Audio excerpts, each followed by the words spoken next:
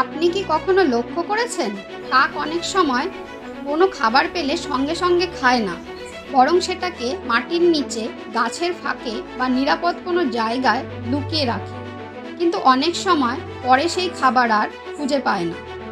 এখন প্রশ্ন হলো, এই ছোট্ট ঘটনাটা আমাদের কি শিক্ষা দেয়? প্রকৃতির প্রতিটি জীব আমাদের কিছু না কিছু শেখায়। কাকের এই অভ্যাসও তার ব্যতিক্রম নয়। আমরাও জীবনে অনেক কিছু পরে করব বলে রেখে দিই, ভাবি আরেকটু টাকা জমুক, তারপর পরিবারকে সময় দেব, আরেকটু সফল হই, তারপর নিজের স্বপ্ন পূরণ করব, আরেকটু ব্যস্ততা কমুক, তারপর বাবা মায়ের পাশে বসব।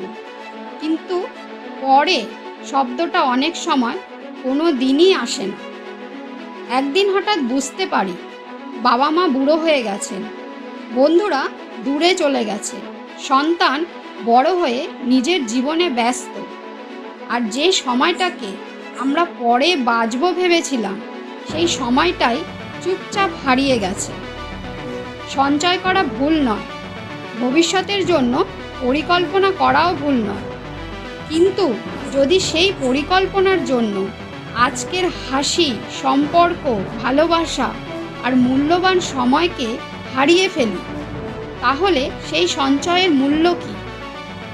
জীবনের সবচেয়ে বড় সম্পদ শুধু টাকা নয়, সময়, সম্পর্ক আর স্মৃতিও সমান মূল্যবান। কাকের লুকিয়ে রাখা খাবার হয়তো অনেক সময় আর ফিরে আসে না, ঠিক তেমনই আমাদের জীবনেও হারিয়ে যাওয়া সময় আর ফিরে আসে না। তাই ভবিষ্যতের জন্য প্রস্তুতি নিন, কিন্তু আজকের মানুষগুলোকে ভালোবাসুন, তাদের সঙ্গে সময় কাটান। নিজের স্বপ্নগুলোকে শুধু আগামীকালের জন্য ফেলে রাখবেন না। মনে রাখবেন, টাকা আবার উপার্জন করা যায়, কিন্তু হারিয়ে যাওয়া সময় আর কখনো ফিরে আসে না। তাই শুধু ভবিষ্যতের জন্য নয়, আজকের জীবনটাও বাঁচুন।